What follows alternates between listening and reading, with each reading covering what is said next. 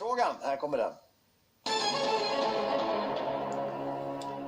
Och den här gången så lyder frågan: vem var Alexander den stores far?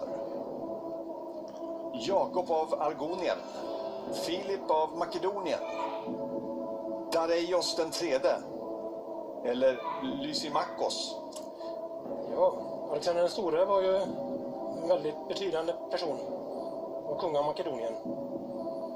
Och då är det ju B som hans far var Filip av Makedonien.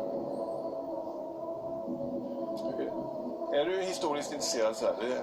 Min far var historielärare i gymnasiet, så att jag är ju mer naturvetare och matematiker, men historia är intressant.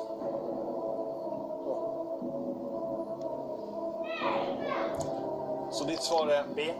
Filip av Makedonien. Det gäller 225 000 där. Ja. Är det fel så är det 100 000. Det var därför jag tog 3 livlinjer, för att kunna. Har du tänkt klart? Ja.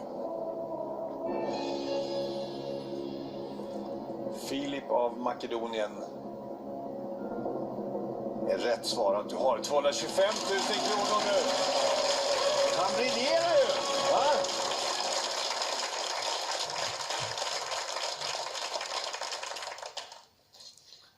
Behöver du en liten stund att ta in det här eller?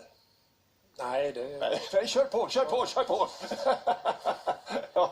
Nej, men du får en liten stund att ta in det, för vi kommer tillbaka med 350 000 kronors frågan alldeles strax.